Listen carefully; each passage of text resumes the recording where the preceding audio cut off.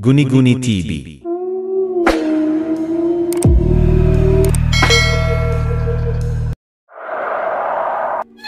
Magandang araw po sa inyong lahat.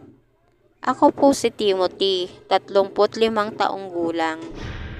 15 taong gulang po ako noon nang iwan kami ng aking nanay. Nagpaalam ito na dadalawin niya raw ang lola kong may sakit sa probinsya. Ilang araw lang daw siya doon at babalik din daw siya. Pero hindi na siya bumalik hanggang ngayon. 3 po kaming magkakapatid. Ang tatay ko po ay dating nagtatrabaho sa isang pabrika. Pagawaan po siya ng mga plastik. Si nanay naman ay nananahi ng mga basahan. Simula po nang nagkamalay ako at nagkaisip, hindi ko po nakikita nag-aaway ang aking mga magulang. Kaya nagtaka po kaming magkakapatid nang hindi na bumalik sa amin si nanay. Mabait po si nanay, masipag po siya at hindi po siya palalabas ng bahay at inaalagaan niya kaming mabuti ng mga kapatid ko. Mahal na mahal niya kami, pati rin si tatay ay mahal na mahal niya. Kaya labis kaming nalungkot ng mga kapatid ko, lalo na po si tatay. May mga gabing nakikita ko siyang lihim na umiiyak. Nakilala ni tatay si nanay sa isang karinderya. Dito namamasukan si nanay. Tindera siya dito. Katapat ito ng pabrikang pinapasukan ni tatay. Kaya araw-araw ay kumakain dito si tatay. Napansin ng tatay ko na sobrang tahimik ni nanay at parati daw itong malungkot. At lagi niya itong nakikitang namumugto ang mga mata nito. Kaya naging interesado si tatay na ligawan ng nanay ko. Tuwing kakain si tatay sa karinderya, ay may lihim daw siyang inaabot na sulat kay nanay. Araw-araw niya daw itong ginagawa, kaya lihim na rin nagkagusto si nanay sa kanya. Hanggang isang araw ay nabankrupt ang pabrikang pinapasukan ni tatay. Isa siya sa natanggal. Kaya nang nalaman niya ito ay gumawa siya ng sulat kay nanay na baka hindi na raw sila magkita dahil isa siya sa natanggal. Uuwi na raw si tatay sa Bulacan at doon na lang maghahanap ng trabaho. Nang nabasa ito ni nanay, ay agad niyang kinausap si tatay. Sinabi niya kay tatay na sasama siya pag alis nito. At sinabi pa ni nanay na ang pamilya niya ay nasa probinsya lahat. Tinanong ni tatay ang probinsya nila. Ang sabi ni nanay ay sa Cagayan daw sila nakatira. Kaya nang nakuha ni tatay ang perang binayad sa kanya ng may-ari ng pabrika ay agad niyang sinama sa Bulacan si nanay. Pinakilala ni tatay ang nanay ko sa mga magulang at kapatid niya. At ang nakuhang pera ni tatay ay pinatayo niya ng maliit na kubo. Nagsama sila ni nanay. Masaya ang kanilang pagsasama kahit na mahirap ang kanilang buhay. Hanggang sa isinilang ako ni nanay. Lahat na raw yata ng trabaho ay pinasok ni tatay para daw mabuhay kami. Hanggang sa mabuntis si nanay sa pangalawa kong kapatid na si Charis. Tuwing magtatanong si tatay sa pamilya ni nanay, ay parang umiiwas itong pag-usapan. Kaya hindi na nagtanong si tatay sa pamilya ni nanay. Nagbuntis uli si nanay sa bunso naming si Kyrie. Tinanong uli niya si nanay, 3 na raw kaming magkakapatid pero hindi pa rin daw namin nakikilala ang mga magulang ni nanay. Nagulat si tatay nang galit na galit si nanay. Wala raw siyang pakialam sa pamilya niya. Ilang taon nang lumipas, natatandaan ko pa noon, 15 taon po ako nang nagpaalam si nanay. Kailangan daw niyang umuwi sa Cagayan. May sakit daw ang nanay niya. Nanginginig at parang takot na takot si nanay habang nagsasalita ito. At bigla itong pumasok sa silid nila ni tatay at binalot niya ang ilang peraso niyang damit. Natatandaan ko pa noon na iyak ng iyak ang bunso namin dahil gusto niyang sumama kay nanay. Umiyak din si nanay, sabi niya ilang araw lang daw siya sa Cagayan. Isa-isa niya kaming hinalikan at si tatay naman ay walang kibo.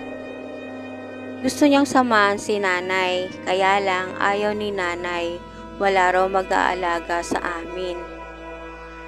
Mabilis na umalis si nanay. Ang sabi ng mga kapitbahay naming nakakita sa pag-alis niya ay sumakay raw ito sa isang jeep at may mga kasama raw ito sa loob ng jeep. Naging palaisipan ito kay tatay. Sino kaya ang mga kasama ni nanay sa sasakyan? Maraming hindi alam si tatay sa buhay ni nanay. Ang alam lang niya nakatira ito sa Cagayan. Hindi nga niya alam kung saan sa Cagayan ito nakatira. Lumipas ang araw, buwan, taon, hindi pa rin bumabalik si nanay. Hanggang sa nanawagan na si tatay sa mga istasyon ng TV at radyo.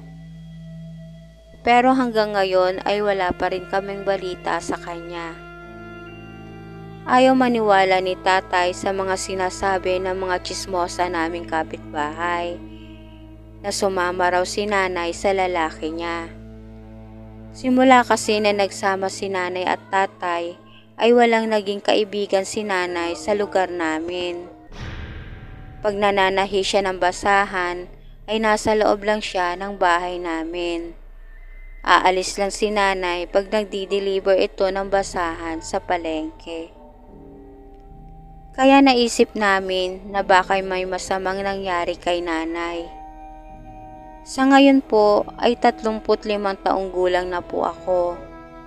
Nagtratrabaho po ako sa malaking kumpanya dito sa Pasig at lingguhan po akong umuwi sa Bulacan. May trabaho na rin po ang aking dalawang kapatid. Si tatay naman, simula nang umalis si nanay, ay naisipan ni tatay na mang-ibang bansa para makatapos kami ng pag-aaral ng mga kapatid ko. At para rin makalimutan daw niya si nanay. Isang gabi habang natutulog ako, napanaginipan ko si nanay na umiiyak. Tinatawag niya ang aking pangalan. Humihingi ito ng tulong sa akin. Agad akong nagising at hindi ko maiwasang hindi umiyak. Miss na miss ko na kasi si nanay. Hanggang sa napag-isipan ko na pumunta sa Cagayan para hanapin ang aking nanay. Tinawagan ko si tatay sa ibang bansa para magpaalam at humingi po ako ng 1 linggong bakasyon sa aming opisina. Bago ako umalis ay hinalungkat ko muna ang mga lumang gamit ni nanay. Naghanap ako kung mayroon siyang larawan na naitatago. Nagulat ako nang may 2 larawan si nanay na naitatago niya. Batang-bata pa si nanay sa kanyang 2 larawan. Agad ko itong nilagay sa aking pitaka at kinuha ko ang aking bag at nagmadali na akong umalis. 8:00 ng umaga ang flight ko, kaya madaling araw pa lang ay umalis na ako papuntang airport. Habang nakasakay ako sa eroplano, muli kong nilabas ang larawan ni nanay.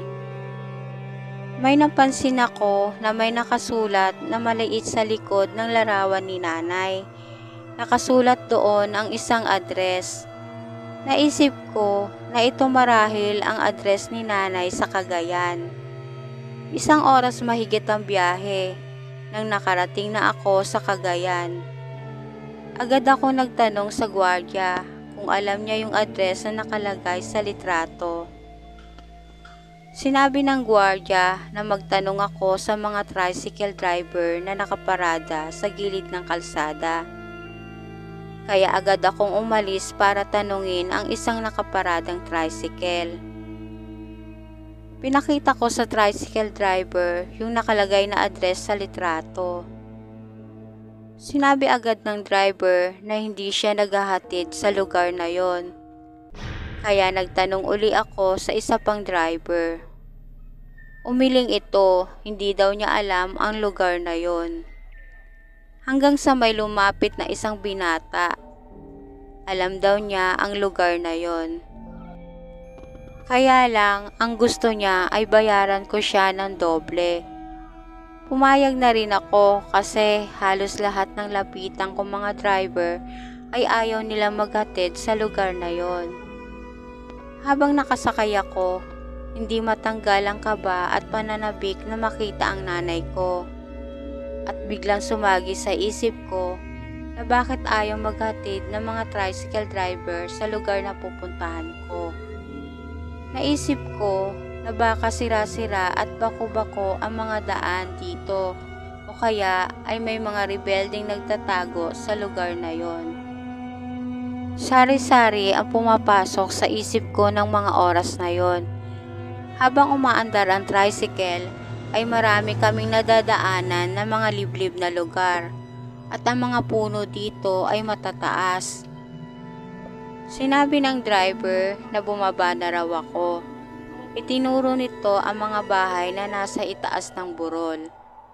Binayaran ko ang driver at nagpasalamat ako.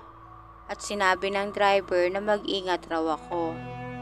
At bigla nitong pinaharurot na mabilis ang kanyang tricycle. Kung titignan mo ang burol ay napakalapit nito. Pero pag naglalakad ka na ay malayo pa pala ito. Naglakad pa siguro ako ng mga kalahating oras bago nakarating sa ibaba ng burol. Nagpahinga lang ako sandali at binuksan ko ang aking dalang mineral water para uminom. Nang may namataan ako na isang babae, paakyat ito sa burol. May dala itong bayong.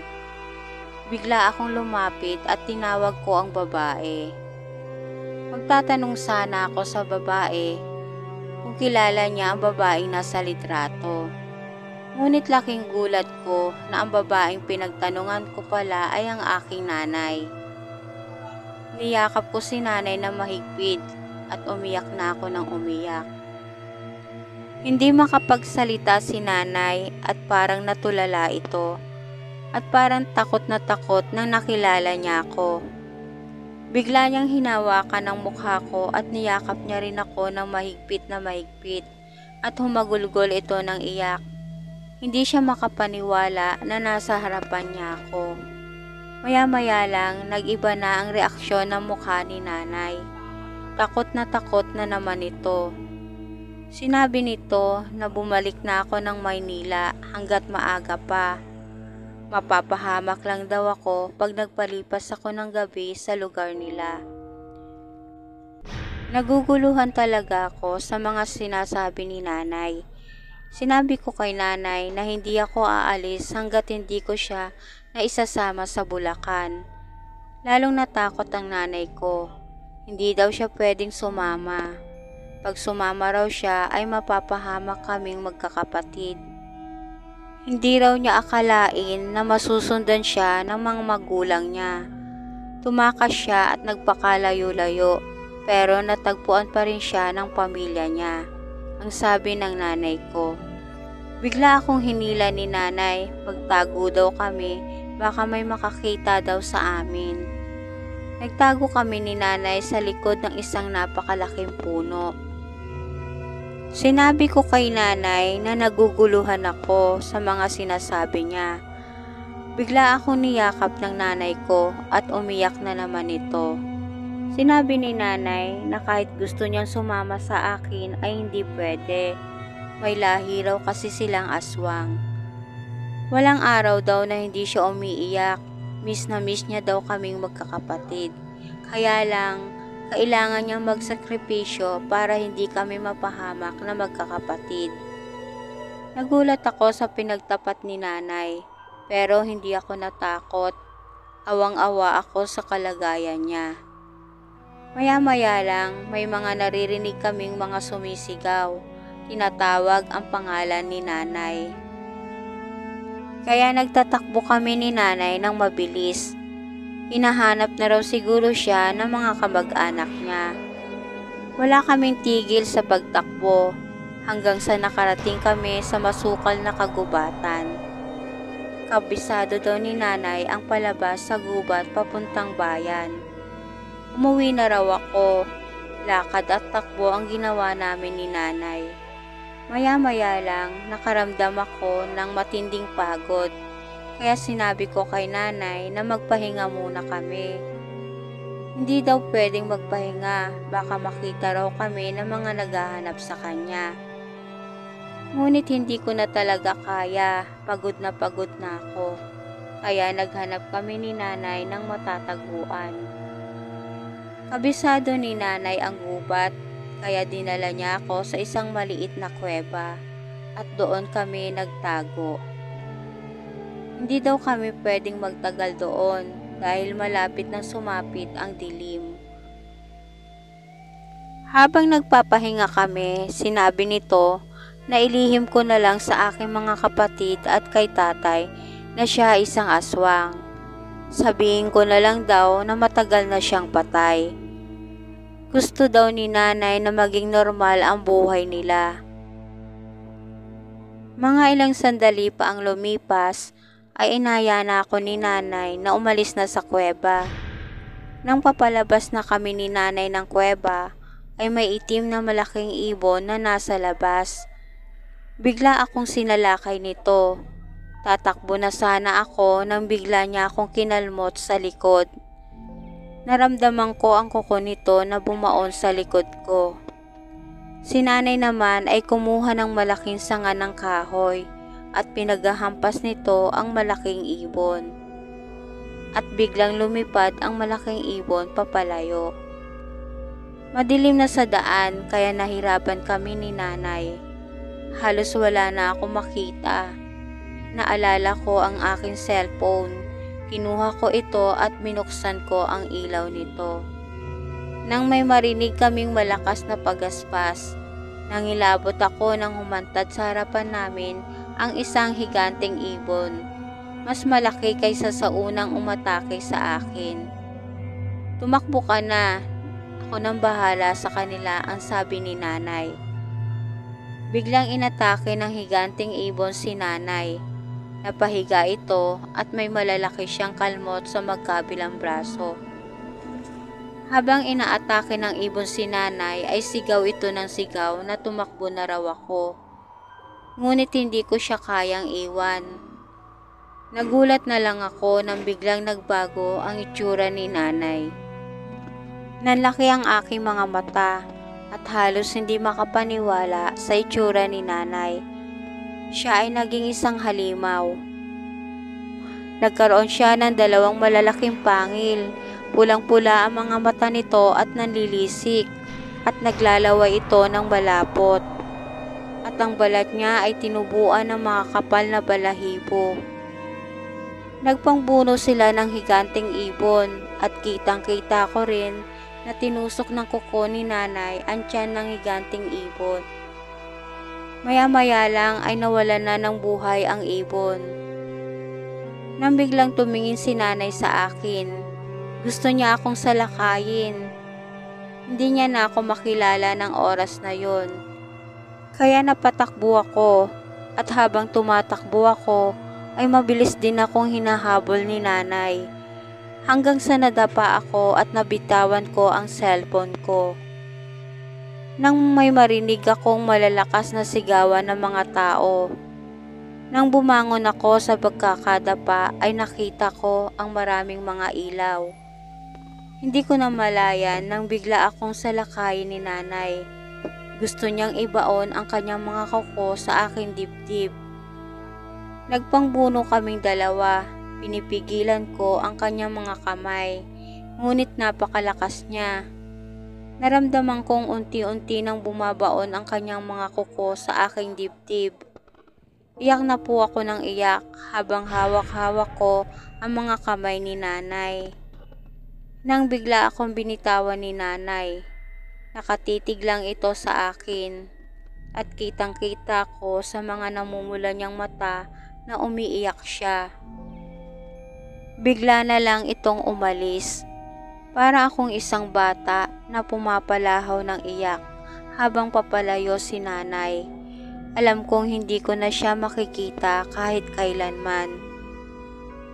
Hindi ko na po alam kung anong nangyari na mga oras na yon. Ang alam ko ay nagdilim na ang aking paningin. Natagpuan daw ako ng mga ilang kalalakihan na nakatulala at maraming sugat.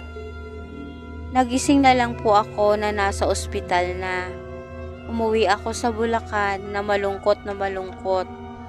Sinabi ko sa mga kapatid ko na namatay na ang aming nanay.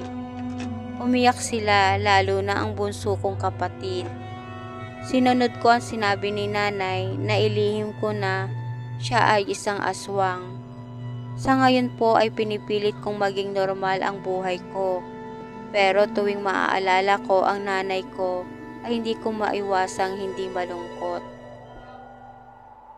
At dito na po nagtatapos ang aking kwento. Salamat po.